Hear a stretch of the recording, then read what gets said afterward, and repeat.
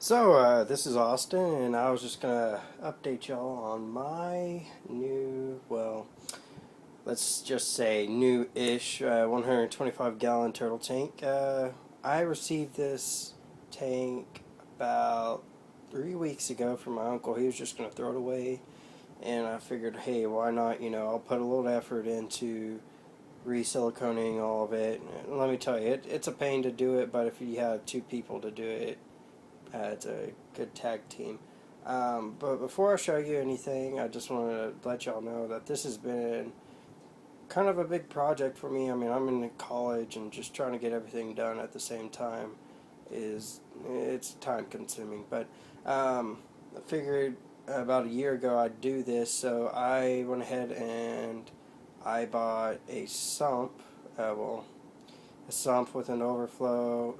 It's a sump wet dry filter, and it's rated for about a 300 to 400 gallon aquarium, so it's a little overdone, but that's all right.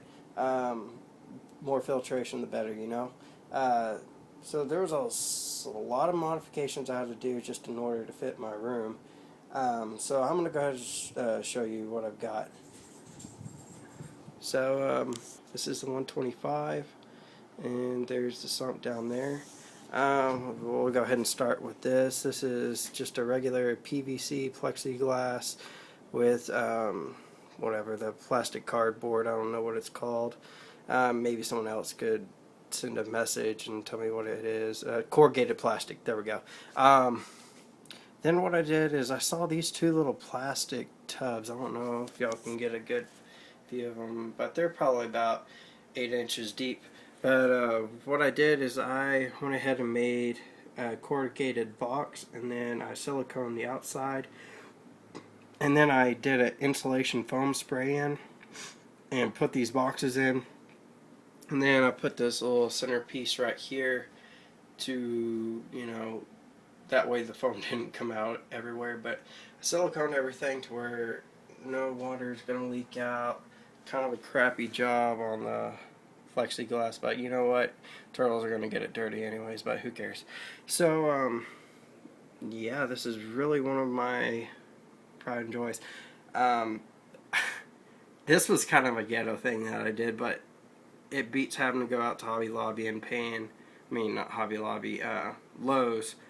Um, it's pretty crazy. Like, to buy netting, it was gonna be like $20 a roll, and I saw some of this fencing in the back, and we were just gonna throw it away. And I was like, well, hey, that would be great. It's not gonna filter out too much of the light, and hey, it's free. So that's what I did. I chose that, and of course, here's some egg crate that I used for the ramp. I don't know if y'all could see, but what I did is I dropped it down to 45, and that was a little tasky to do. I had to glue all the PVC right here and to make sure it didn't rotate, so that way it didn't rotate down too much. It did. I tried to prevent it, but it happens. Then what I got over here, and y'all are probably like, what in the world? Why does he have his overflow box on the outside? That looks like crap. Well, I didn't have much of a choice.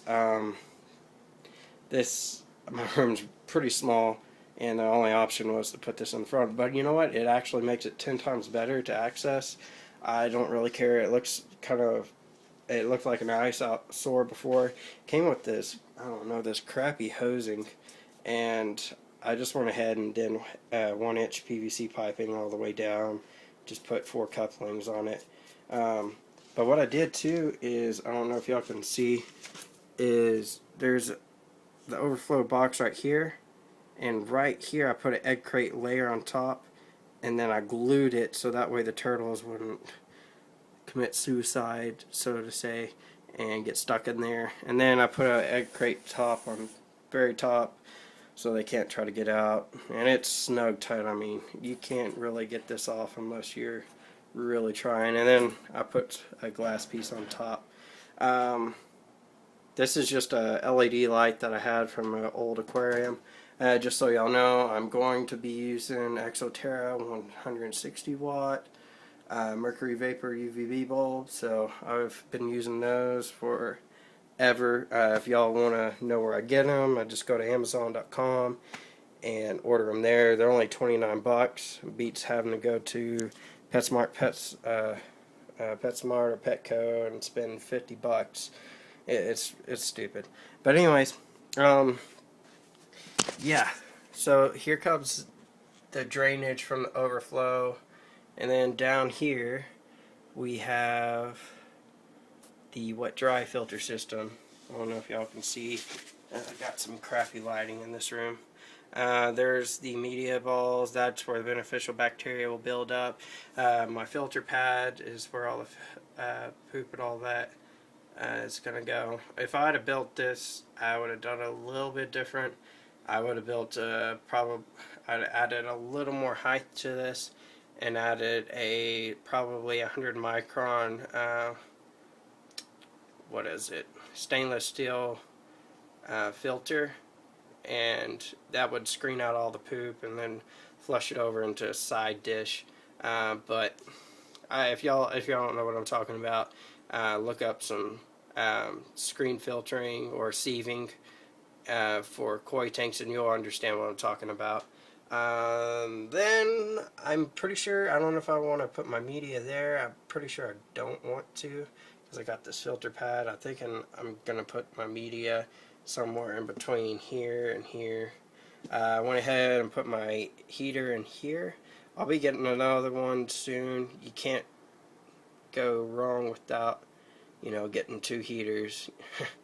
Especially if you're dealing with the turtles don't have, per se, the Borneo painted turtle terrapin. You can't, rather be safe than sorry. So, and then this pump, I think it's rated for, 800 or 900 gallons per hour, which is pretty ridiculous. But with the height that it's going to be pumping, that's about 3 or 4 foot. That's probably really putting out about 775 at max. Then I went on True Aqua, and I'll show y'all this. It's just a regular circulation pump, and then it's got an additional 3-watt UVB bulb inside. UV bulb, UV sterilizer bulb. I figured, why not? Let's just experiment. I hate having to clean algae. So, for, I guess it was like 28 bucks shipped. You really can't beat it. It came with the pump and the 3-watt and all that. I've read some reviews where the crystal tubing is actually broke that the UV sterilizer sits in. If that's so, just go ahead and return it, and they'll send you a new one. I haven't had that problem. I've only test run it inside the sink, and everything seemed to work underwater. So I'm probably going to be updating another video in a month or so, or when I get the turtles in, probably tomorrow, and then let y'all know how the UV sterilizer is working from a month from now. So I'm going to go ahead and set this back. I might be a little bit repetitive with saying so, but this has been quite a bit of a project, and I'm really excited to see the outcome. What I will be having in here is 2 Texas map turtles. One of my males, he's actually a wild caught, and I think it's a female that I have. It's a yearling hatchling, and the female, it's starting to show female characteristics. It's the size of my male within the first year of growth. So that's a pretty good hint. The head's already twice the size, and tail's real small. So we're just going to go ahead and call it female for now. And then I have 5 Pseudomys texanas, which are Texas River Cooters. They're all hatchlings. What I plan on doing with them is just raising them up and either giving them to somebody that wants to deal with captive breeding them, or I'm just going to return them to Texas Park and Wildlife and let them reintroduce them into the wild, because there's a lot of them that have just been disappearing due to crossing roads. So figure might as well help them out.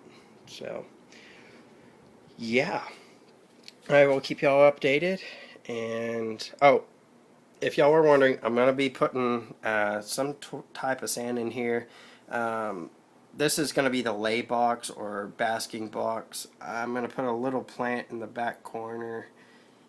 You know, kind of make it a little homey, but I'll, I'll definitely think about what sand I'm gonna use. Probably play sand with vermiculite.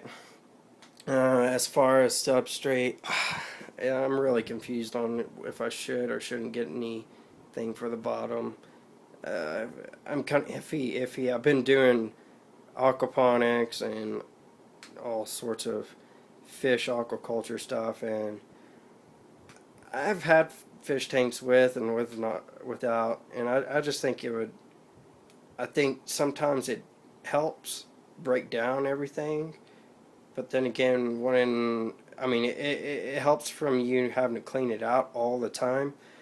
But once the sediment on the bottom becomes loaded with fish poop or turtle crap, it's a nightmare to clean. If for y'all that know what I'm talking about, it can be really hectic. So I'm thinking what I'll do is just have that circulation pump uh, running on the bottom without any substrate, and that way it'll blow all the stuff up to the top. And then my output valve, I don't know if y'all saw from the pump, it's over here in the back corner, kind of facing this way, so it's going to have a circular motion and uplifting, so it'll be great to settle in this overflow box.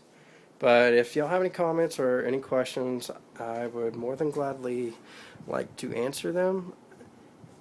And this is Austin, and I'll hope to be posting another video soon. Bye.